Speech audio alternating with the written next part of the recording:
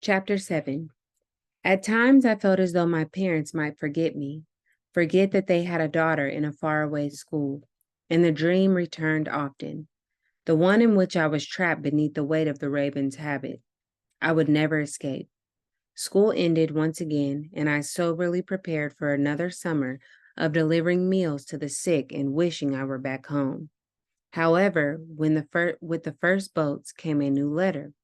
It asked that I travel to Tuktoyaktuk on one of the school's boats.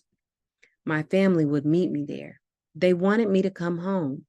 The first time my father had written to me in English, it was to say he would not be coming for me. That letter had been painful to read. Now, at last, I could revel in each of the words he had penned on the page. I had not been forgotten. His letter proved it. I couldn't wait to put the Raven at my back and some distance between us. The only outsider I would miss would be Sister McClellan. I could I could not leave without thanking her.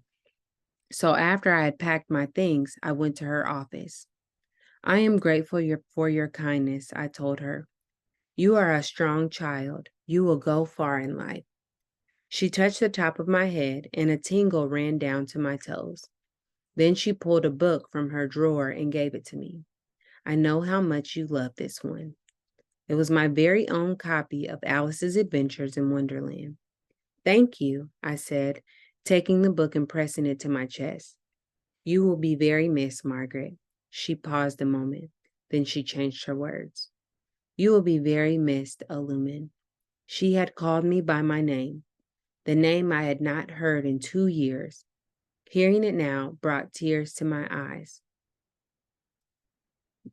Gagoyuk, I said, pointing to her. It was the name I had always associated her with, Swan.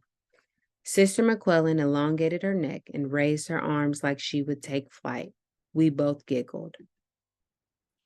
I was sorry that I would not see the swan-like sister again. I was sure that once I told my father about the Raven, he would never allow me to return to school. The trip to Tuktoyaktuk aboard the Roman Catholic boat, the Immaculata, was crowded. We had no choice but to sit quietly as hour after hour drifted by and turned to day after day. The journey back to the ocean took much longer than the journey into the Delta had because many children had to be dropped off on the way down the Peel and Mackenzie rivers. Wherever the boat stopped, we children would scramble up the banks of the shore and run around wildly, stretching our legs and enjoying the space. When we reached the mouth of the Mackenzie River, the saltwater smell of the bay unlocked distant memories and made me long for Banks Island. At that point, I was truly free of the outsider's school. I had left it behind me, back past the tree-lined and a tangled cluster of waterways. After 2 long years, I was out on the open water where I belonged. Each nightless day in the tiny boat had taken forever to pass. Now we were so close. We made our way across the bay to Tuktoyaktuk, and there was the North Star anchored in the harbor.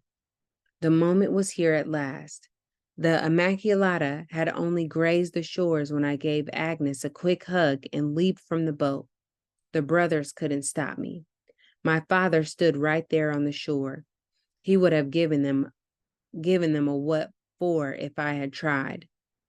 I was safe, but my mother didn't know me. Not my girl, she told the brothers. Not my girl. Those 3 words thudded between my ears over and over, and I feared the brothers would take me away with them. I had not seen my mother in 2 years. She remembered a pale 8-year-old with pudgy cheeks. I was now tall, lean, very tanned, and 10 years old. My father knew me right away. He wrapped his arms around my body, and after a moment, so did my mother and siblings. My mother had brought a small package of all the things that I had liked to eat, assuming that I would be eager to try them once again. However, the food was strange and difficult to eat.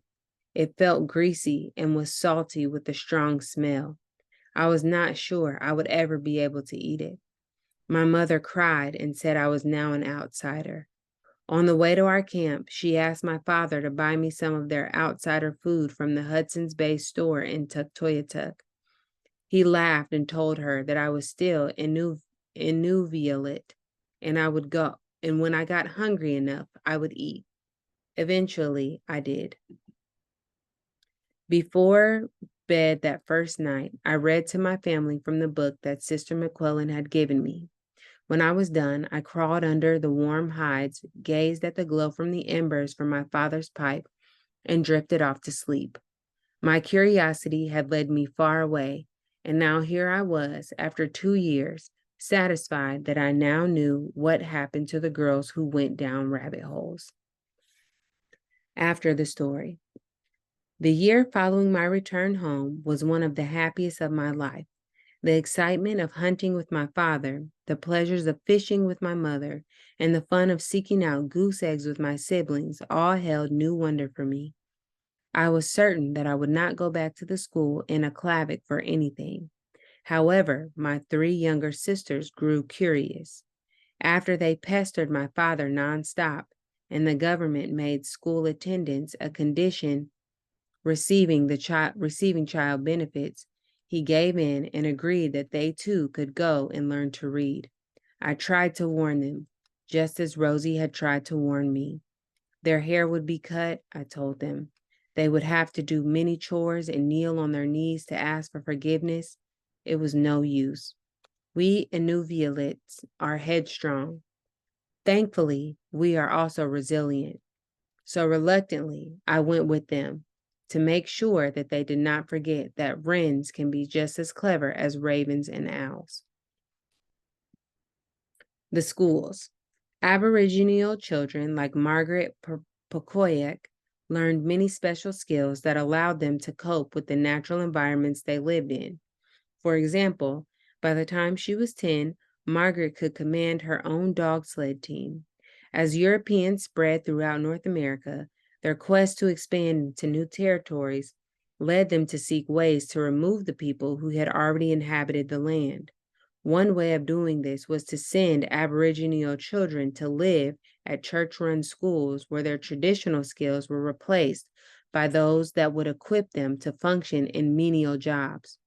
Though Margaret's parents knew better, some people believed that the schools would be good places to prepare their children for the rapidly changing world. Most children, however, were forcibly taken, some even kidnapped. The churches that ran the schools were paid a fee for each child attending, so they wanted to keep enrollment high. Just as Margaret had to work at the school in Aklavik, Aboriginal children throughout the north scrubbed floors, hauled water and firewood, made traps, worked trap lines, or built furniture for sale. The schools were often overcrowded and dirty, and diseases such as tuberculosis were common. As well, the teachers were often unqualified to educate the children in their care. At the school in Aklavik, Margaret's clothing was taken away, her hair was cut, and she was not allowed to speak her language. The schools were meant to strip generation after generation of children of their culture and skills. In addition, children returning home were frequently considered outsiders. They could no longer speak their parents' languages, and they had lost their knowledge of the old ways. Furthermore, many children were abused at school, leaving wounds that could take generations to heal. They were then challenged to parent their own children without having been parented themselves. In recent years, some residential school survivors have found the courage to speak out about what happened to them. Today, the healing continues as many survivors, their children, and their children's children struggle to shed the shame of oppression and reclaim pride in their identities. Communities seek peace through healing circles, relearning their languages, participating in cultural celebrations such as traditional athletic games and powwows that showcase traditional dances, drumming, songs, and handicrafts, as well as through sharing their stories, philosophies, and inspirations in all forms of art and media, including books like this one.